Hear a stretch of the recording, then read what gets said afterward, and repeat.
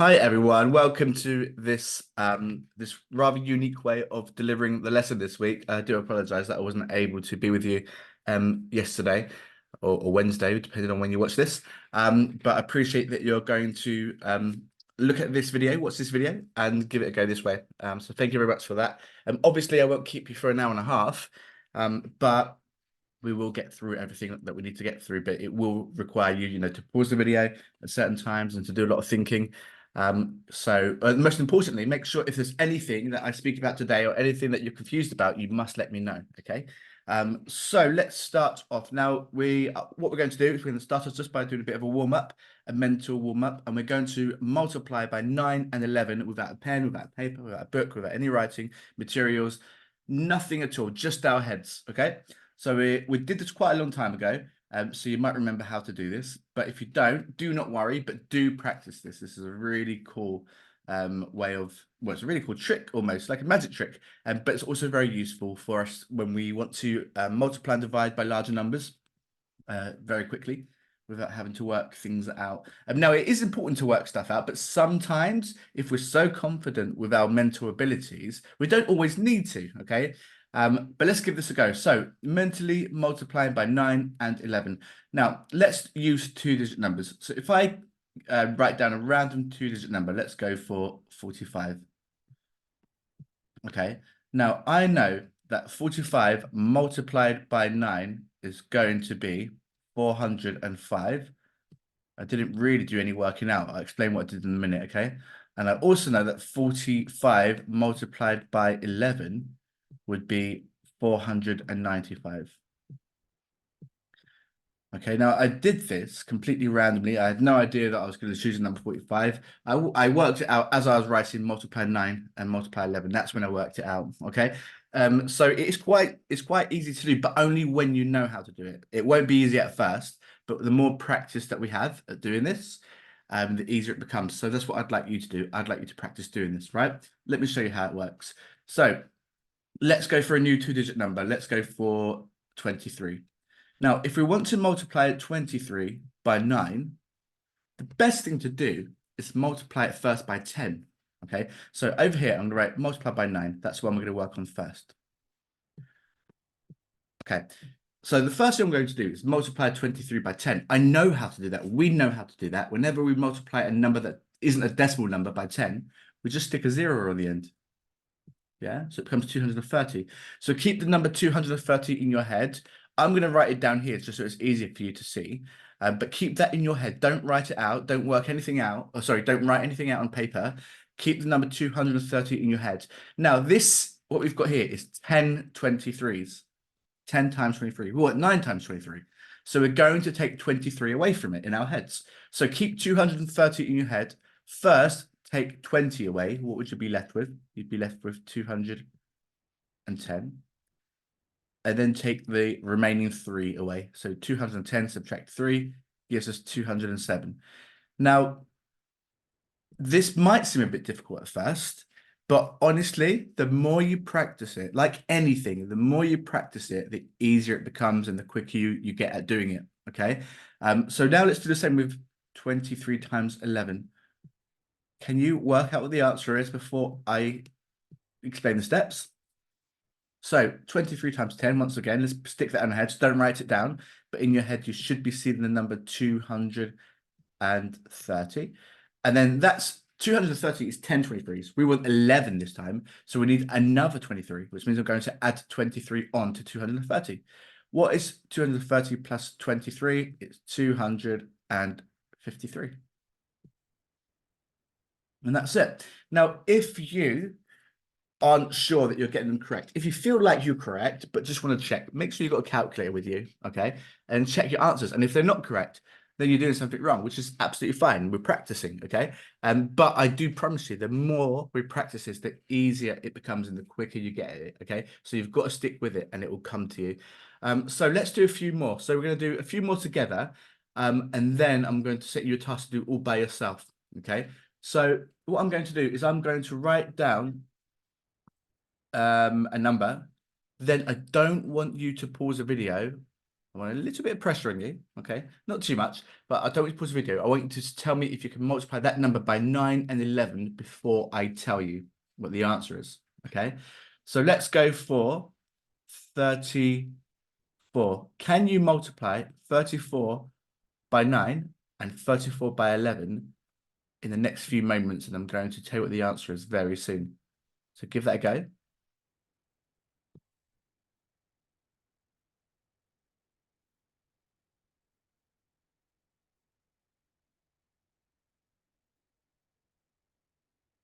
Okay, let's go through the answer. If you got it, brilliant. We'll see if you're correct in a second. If you haven't, don't worry. Just practice and it will come, okay? All right, 34 times 9. Let's start by doing 34 times 10. So 34 times 10 is 340. We don't want 10 34s, we want 9 34s. So I'm going to subtract 34 from 340. So 340 subtract 30 is 310. And then we want to subtract the other 4, the remaining 4. So 310 subtract 4 is 306. And that's the answer. 34 times 11, we do the same. 34 times 10 is 340.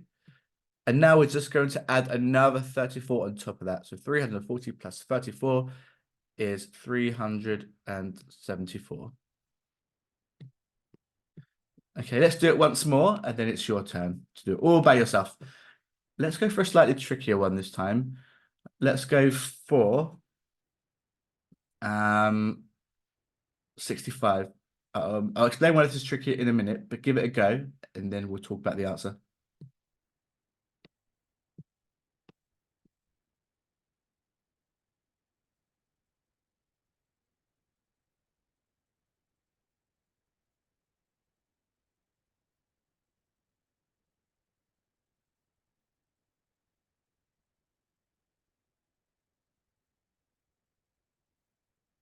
Okay, do not worry if you couldn't get it done in time. This is what practice does, okay? With more practice, you'll be very, very quick at this. So 65 times 9, of course, we're going to start by doing 65 times 10, which is 650. But that's 10 65s. So we only want 9, so we're going to get rid of 65 from this. So let's first get rid of 50, because it'll be easier for us, won't it? It takes us down to 600. Now, we want to get rid of 65, not 50, so we need to get rid of another 15, which is 585. So the reason this one was slightly trickier is because we're going into different hundreds, okay? And sometimes that can be difficult to do in our heads. But what I did is I rounded it to the next 100, or to the lower 100. And things became easier for me because it's easy to take numbers away from round numbers like 600, isn't it? Okay.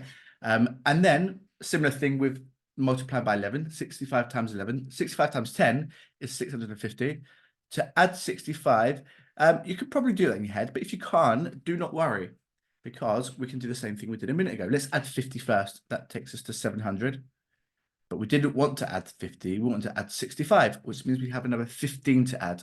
So 700 plus 15 is 715. So it doesn't really matter what technique you use. If you know how to add 65 straight onto 650, that's brilliant.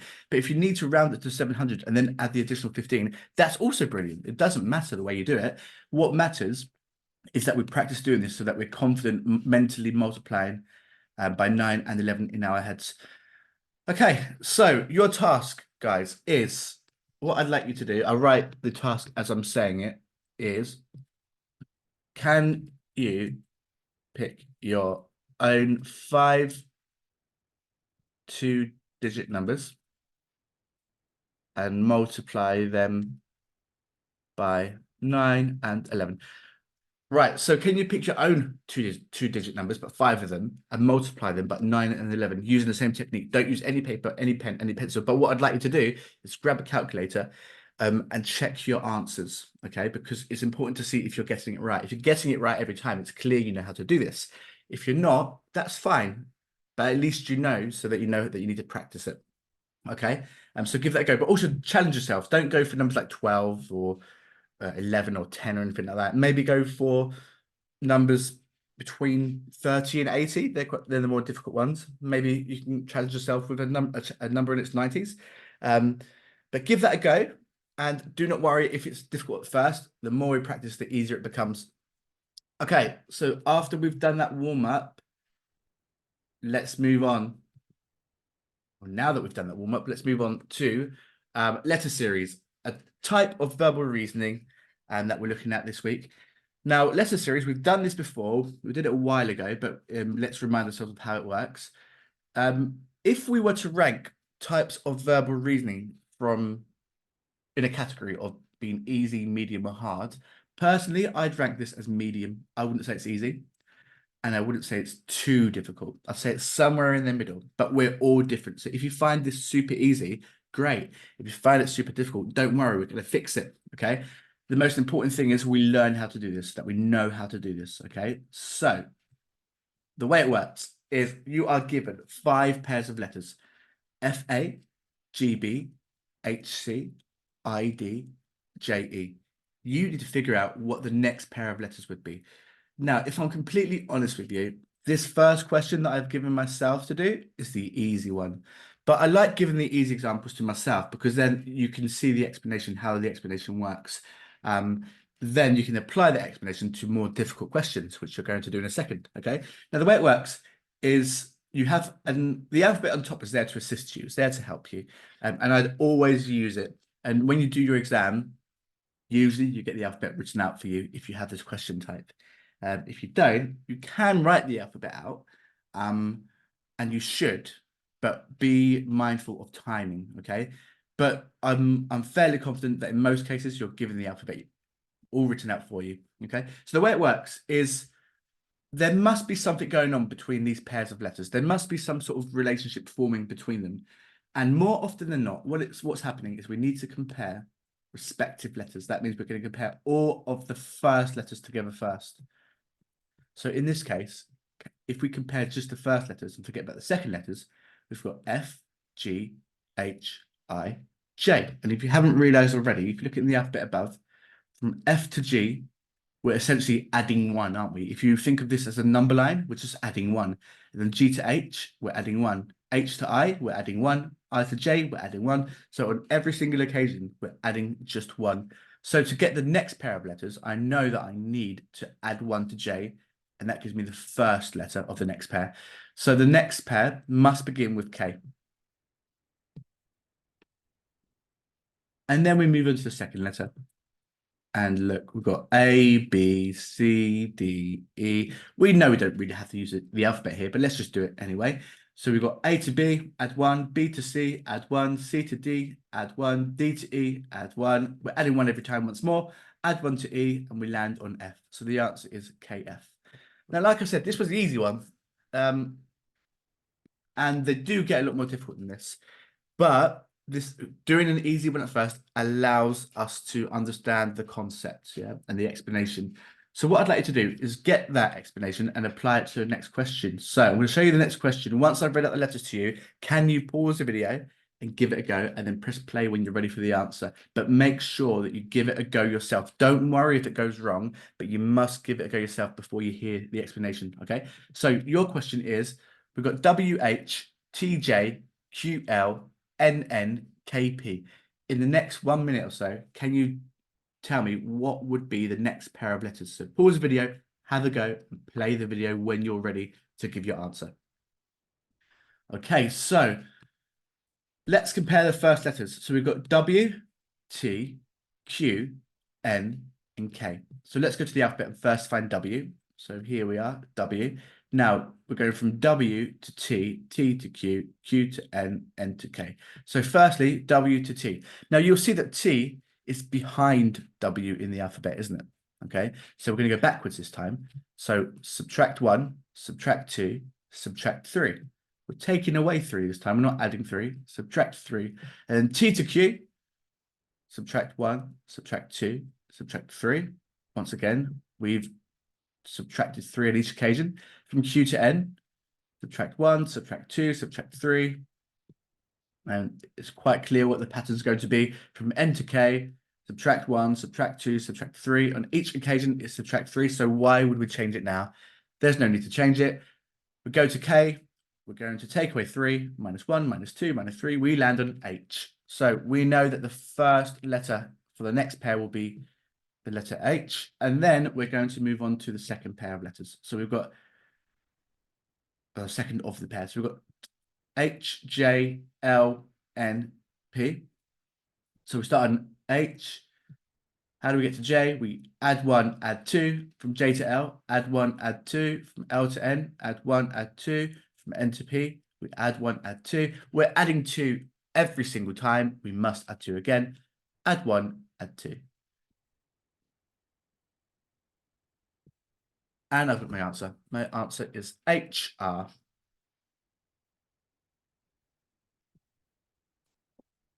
Okay, now if you got that correct, that's absolutely brilliant. Very, very, very well done.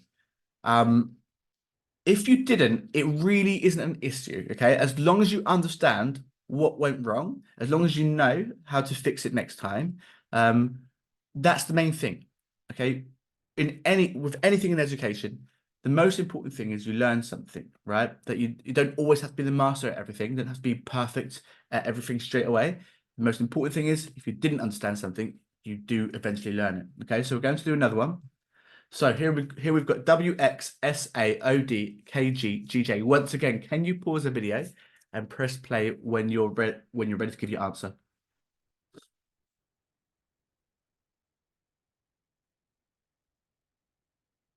Okay, so if you're hearing me speak right now, it means you've got an answer for this question. So let's give it a go. So remember, we compare the first letters of each pair first. So we've got W, S, O, K, G. So let's start at W.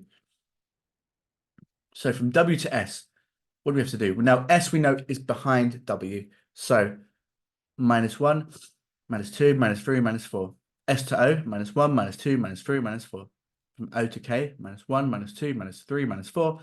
From K to G, -1, -2, -3, -4. And every time we have subtracted 4. So we go to G and we subtract 4, -1, -2, -3, -4. We land on C. So the first letter is going to be C. And then we look at the second letters, okay? So we're beginning with X. Let me just change the pen color. All right, so from X to A. Now, this one's quite interesting because we can see the X is here and A is behind it, but it's so far away. Now, here's a little cheat, a little hack that you're allowed to do with these question types. You can snake around this alphabet. In other words, you can go forwards like this and loop all the way around like that. This is allowed, okay? And if we do that, you can see that actually there is a clear pattern going on. Watch this, ready? So from X to A, add 1, add 2, add 3. From A to D, add 1, add 2, add 3. From D to G, add 1, add 2, to 3. From G to J, add 1, add 2, add 3. We've added 3 every time. Let's add 3 once more. Add 1, add 2, add 3. We land on M. So the answer is M. So the answer is CM. If you got that, that's brilliant, especially as we hadn't yet spoken about looping around the alphabet. But just be aware that that is a thing. We are allowed to do that, okay? If you've got that, brilliant. If you didn't, do not worry. Hopefully the explanation made sense to you.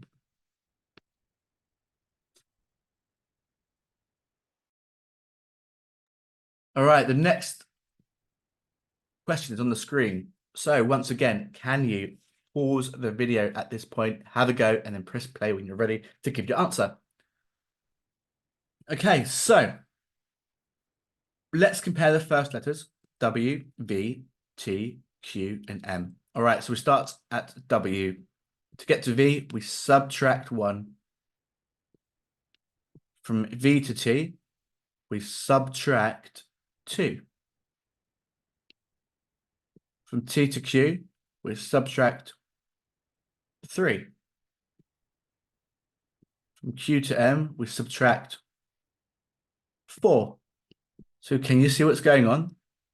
We are subtracting 1 extra every time. So we start off with subtracting 1, then -2, -3, -4. Of course, the next thing we need to do is subtract 5. So we go to M and we take away 5. -1, -2, -3, -4, -5. Just going to do that again. -1, -2, -3, -4, -5. Yeah, we land on the letter H. And then we move on to the next letters. So we've got D, B, Z, X, V. So let's start at D. We can see B is very close to it, behind it. So we're going to go that way. So -1, -2. And then from B to Z, look, we can go backwards, can't we? -1, and then we're going to loop round, like we did last time, -2. Z to X, -1, -2. X to V, -1, -2. We subtract 2 every time. So now we're at V, let's subtract 2. -1, -2, we land on T. So well done if you said that. And if you didn't say it, do not worry, but make sure we keep practicing these question types. They're going to be in the homework video this week, okay? So you'll have more opportunity to practice. All right, we do have one more, I believe. Yeah, this is the last one. So give this one a go. Press pause and play the video when you're ready to give your answer. Okay, let's give this one a go. So we've got M. That's our starting letter. And N, L, O, K. These are the letters we're comparing because these are the first letters of each pair. So from M to N, we add 1. From N to L, now this is interesting, isn't it? Because L is behind N, and it's very close. So it's tempting to go backwards. So let's do it. -1, -2. Remember, try these things out. If they don't work, then we can look for some other pattern. From L to O, again, we're going in the other direction. +1, +2, +3. And then from O to K, -2, oh, sorry, -1, -2, -3, -4. So that was quite an interesting one because we were going in 2 different directions, weren't we? We were alternating in 2 different directions. And you can see the pattern reflects that. We've got +1, -2, +3, -4. So let's first talk about the operations. We've got add, subtract, add, subtract. The operations are alternating. Add, subtract, add, subtract. We need add. That's the next one. And then 1, 2, 3, 4. The number is increasing by 1 each time. 1, 2, 3, 4. So we want the number 5, which means we know if we add 5 to K, we're going to get the first part of our answer. So here's K. Let's add 5. +1, +2, +3, +4, +5. We land on P. And then the next letter, or the next letters, we're going to compare B, G, L, Q, V. So start at B. Let's get to G. So add 1, add 2, add 3, add 4, add 5. G to L, add 1, add 2, add 3, add 4, add 5. L to Q, add 1, add 2, add 3, add 4, add 5. Q to V, add 1, add 2, add 3, add 4, add 5. Okay, so we've added 5 every time. Let's add 5 once more. Add 1, add 2, add 3, add 4. We can loop round, add 5. We land on A. So the answer is PA. Pa. That's the answer, PA. So well done if you said that. And once again, if you didn't, do not worry as long as you understand the explanation. And I do apologize. My working out is very, very messy. But sometimes working out is messy. And remember, on the question sheet of the 11 plus exam, you can do what you want. You can do whatever you like, make as much mess as you like, whatever it takes to solve the answer to a question. So don't worry that you have to work things out sometimes, okay? Obviously, if we're presenting it in a textbook at school, we'd be a bit more careful with our working out. But when we're doing something like this, whatever helps, we need to do. All right, well done, guys. So although I can't hear you, what I would like you to do is kind of self-assess yourself with that question type. What do you think? How do you think you did with that question type? So let's say that 7 to 10 means you're strong. Somewhere between 7 and 10 means you're strong at that. That means you, in most cases, you got them correct. You understand the concept and your speed was pretty good. If you would assess yourself somewhere between 4 and 6, that means you're in the middle. That probably means that you understand the concept, you know what it is you need to do, but maybe you're making the odd mistake every now and then, or maybe your speed isn't fantastic, which is fine. Okay, we can only get better, which is great. Okay, just keep practicing. Now, 1 to 3 means you didn't get it, which means you don't actually understand the concept at all. You don't know what the question's asking of you. This can happen. Okay, some of these question types are quite alien. For some of you haven't seen it before. So do not worry if you're that person. We can't be amazing at everything, But if you are that person, just make sure that you do practice this. And like I said, in our homework video this week, you're going to get more, you're going to get another opportunity to practice these. They're not, to be honest with you, I mean, I don't know if you disagree or agree, but they're actually, in my opinion, more of the fun type of verbal reasoning. You know, it's more like a sort of like a challenge, like a game almost. So it's cool to practice this sort of question type. If you want to practice even more questions with your parents' permission, if you go into Google and writing letter series verbal reasoning, and it's always worth writing the letters GL after it. That's the type of exam you're doing. You're going to get a lot more. There's going to be more examples for you to do, but obviously don't do any Googling without your parents' permission. Okay. All right, well done, guys. Let's move on to the next section. So what I would recommend you do at this point of the lesson, I don't know how long we've been going at the moment, but it might be worth pausing, using the bathroom, grabbing some water, doing whatever you need to do. Or if you're ready to go, don't pause the video and let's crack on with reading comprehension. Okay, so as we are, well, as you're told constantly, reading in the exam is super, super, super important. Excuse me. Okay, answering comprehension questions is essential. It's something that we don't really have enough room to compromise. We must be good at reading. It's got to be something we're very, very good at. And even though the exam is around the corner, if you think that your reading isn't as strong as it should be, the good news is there's still time to do something about it. Okay, I know we don't have very long, but even reading every night for the next couple of months or next 10 weeks or so, that is going to do wonders. Okay, you're going to learn so many words, your pace is going to improve, your inference is going to improve. Okay, so I really recommend it that if you're one of those people that think you struggle a bit with reading, you can still do something about it. And even if you are an amazing reader, of course, make sure you read every single day. Okay, because every single time you read, you learn at least one new word. All right, let's give this a go. So I'm going to read it to you. The monotonous beat of the grandfather clock always seemed to provide an eerie atmosphere throughout the house. On the wall of the spacious lounge hangs a portrait of an old lady with the most ominous smile you could ever hope to see. Plants of an alien variety were dotted around the room, fashioned in colours of purple and blue mostly. I had spent the night sleeping on the settee, a 17th century work of art, which had collected dust from day one and refused to ever let go. Why am I here? Good question. My parents had an emergency to deal with abroad, and I'm to spend the week at my great-grandfather's. His name is Henry, but sometimes I don't think he remembers my name or who I am. I do feel sad for Henry. I couldn't live here permanently. There's just something about this place. Now, what do I do about the portrait? How can I possibly sleep with it staring at me with that evil smile? Also, why am I in the lounge when this mansion boasts 8 bedrooms? I was already beginning to miss the sounds I could hear from my bedroom at home. The moaning of the morning car struggling up my road and the laughter of similarly aged kids eager to get to school before I'd even stepped out of bed. This is going to be a long week. All right, so it's not the longest text, is it? It's quite short.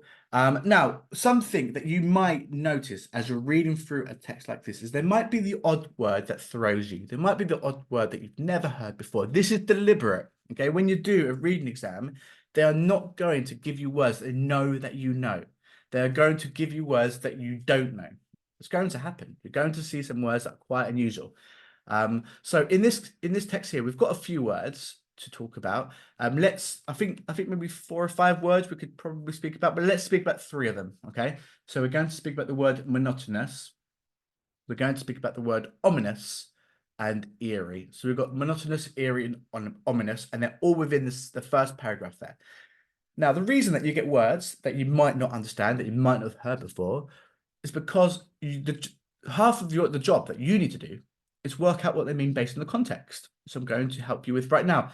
So if we look at question one says, what could be meant by monotonous? Now, if you already know what that word means, the reading exam, this question is going to be much easier for you, isn't it? Because you can just look for the answer. You know what the word means. Look for the answer, look for the multiple choice that's most appropriate and pick it. But if you don't know what it means, that's when context has to come into play, doesn't it? Okay, so let's think about the word monotonous. let's read the sentence around it. It says, the monotonous beat of the grandfather clock always seemed to provide an eerie atmosphere throughout the house. So I'm not going to give you the answer, because what I'd like you to do, and what I'd like you to bring in next week or take a picture of and send to me, if you don't mind, is answer these questions on a piece of paper. Because with reading comprehension questions, quite often, especially some open-ended ones, which you're going to look at later, we might have a different way of expressing the answer. So I can't give you one answer. I can't give you a standard answer. The exam will have multiple choice options where there would be one answer, but in this case, the answer I give to you might not be exactly what you write. So can you write the answers down on a piece of paper and let me see them? All right. So what do you think could be meant by monotonous? Well, what clues do we have? We know it's describing the grandfather clock, or the beat of the grandfather clock. So we've got to think about, well, what is the beat of the grandfather clock?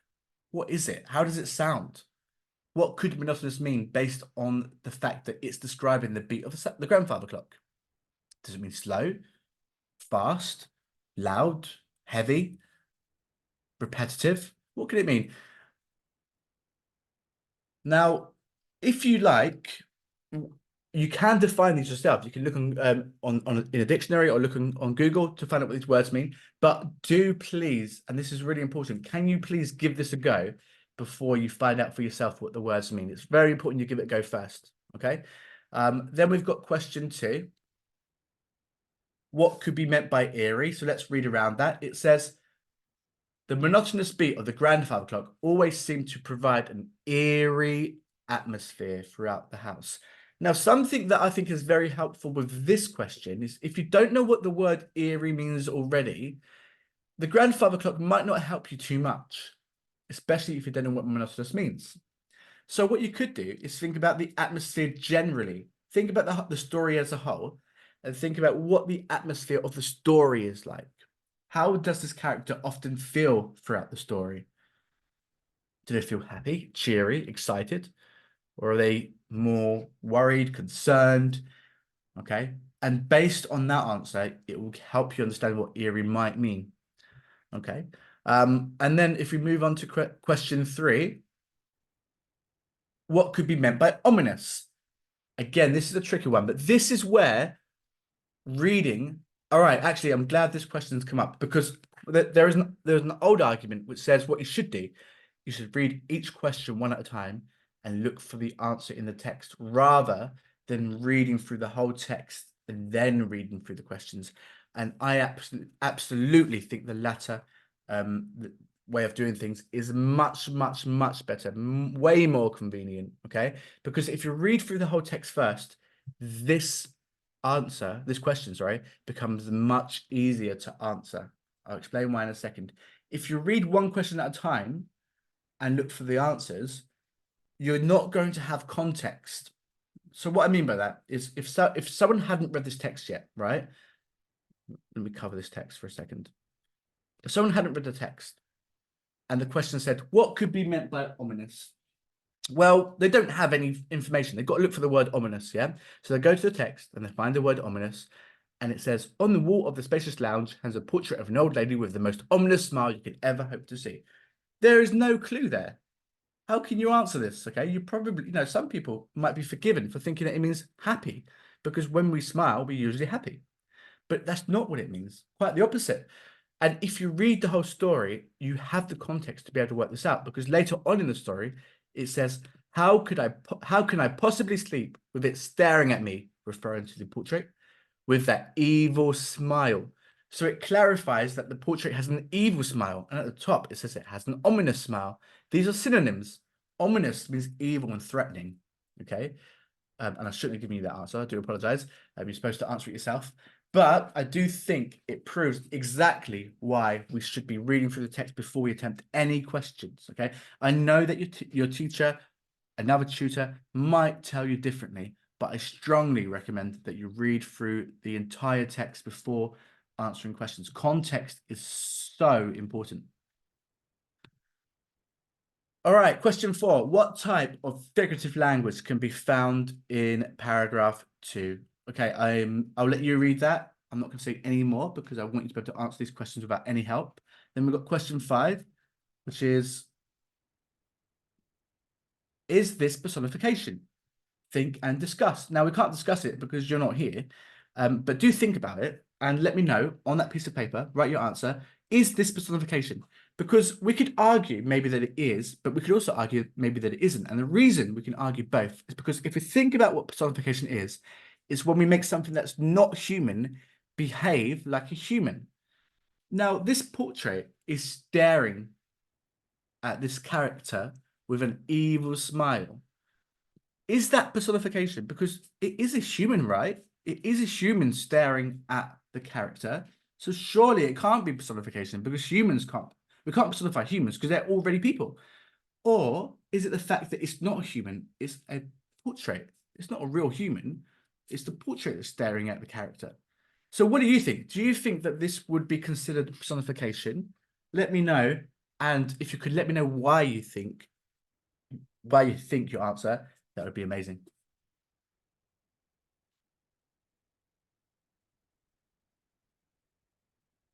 All right, question 6. So, can you state 3 emotions that our character might be feeling? They must be distinctively different. So, what does that mean? So, think about the story as a whole. And once again, this is why context is really important. Think about the whole story, the whole text, and think, can you think of 3 different emotions that our character feels throughout the story? And try and do it chronologically. In other words, how were they feeling at the start of the story? How were they feeling maybe in the middle? And how are they feeling at the end? But they must be distinctively different. And that means our emotions can't be similar. So we can't say that the 3 emotions are sad, blue, depressed. They're way too similar. We're going to try and find 3 distinctively different emotions. Now, I won't tell you what I think because it might steal your idea. All right, so give it a go yourself, but don't worry if it's a bit too tricky, but do give it a go. Okay, so we've come to the end of the reading comprehension. All right. And I want us to focus once more on those 3 words that we have spoken about already. Now, I know it's a bit awkward because obviously you've already answered these questions. And now that the answers are actually on the screen because you were asked to define these questions in the last part of the video, but I do appreciate that you gave it a go before you saw the answers. So ominous means something that seems threatening and evil. Think about a cloud that you can see in the distance. It's not quite over you just yet, but you can see it coming in the distance, and it's big and it's dark and it's grey. We might call it an ominous cloud. It seems threatening. It seems like it's going to come over us and unleash all of its rain on top of us and bring lots of thunder with it. Monotonous means something that's tiresome, dull, and repetitive. So anything that seems to go on and on and on. And we've got to remember though, monotonous doesn't refer to things that are repetitive but good, repetitive and exciting. It refers to things that are repetitive but dull. All right. The example that I keep giving to students is if you imagine you're on a car journey and you look out the window and you see you're on like a long road and you see tree after tree after tree after tree after tree after tree. You're staring at the window and all it is miles and miles of trees. They look exactly the same. You might describe that as monotonous because it's repetitive and it's dull. It's not very exciting.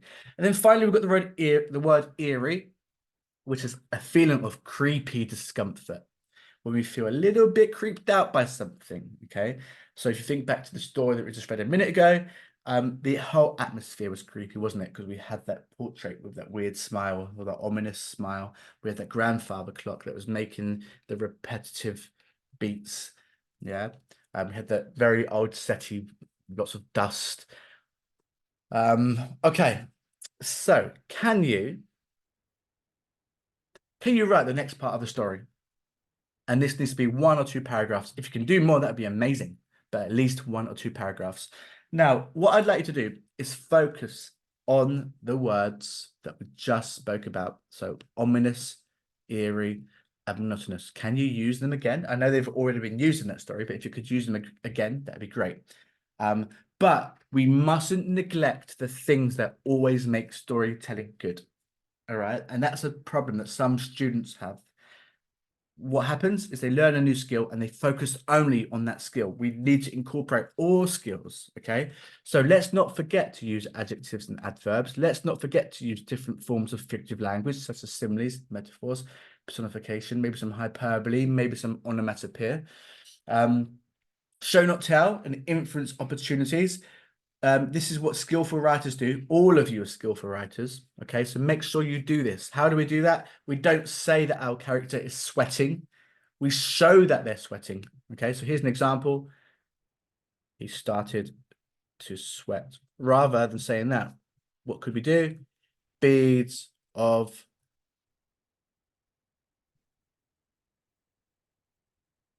what could I type? Beads of sweat rolled from the corners of his forehead. His forehead has corners. You know what I mean? From the corners of his forehead into his mouth. Okay. Or maybe you want to say he dabbed. What's going on? He dabbed his forehead with the cuff of his shirt. Why was he doing that? We can infer why he was doing that. He was doing that because his head has become slightly moist. Why is his head moist? Because he's sweating. Why is he sweating? Because he's nervous. Yeah, it's all about giving our reader inference opportunities. We're not going to tell them exactly what's going on. We're going to make them infer. And the trick is that whenever you are about to say a character is feeling a certain way, don't say how they're feeling. Show us how they're feeling. Okay.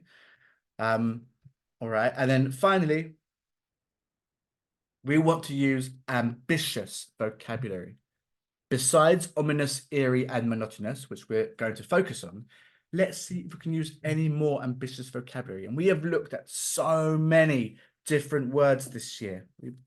We've looked at so many different words, but recently we've made a list of about 20 to 30 words, haven't we? That we can draw from. Okay, but I don't want to show you those words because I want you to go into your own brains and take those words out. Okay, I want to see what's in your head and see if you can use them in context. All right, well done, guys. So we're going to stop it here. I do apologize that this is quite long. You know, this is much longer than a regular homework video, and I do apologize that I couldn't see you. But please give this a go and send to me or bring in any answers that you have. But most importantly, the most important thing you do is you let me know if anything was too tricky. Okay. If you found the story writing too tricky, let me know. If you don't know what any of these words means, if you can't wrap your head around the definitions, let me know. If you don't know how to do the letter series from the start, let me know. If you find multiplying by 9 or 11 too difficult, let me know. It's so important that you let me know if there's anything you need a bit of help with. Okay. Thanks for watching, guys, and I'll see you next week.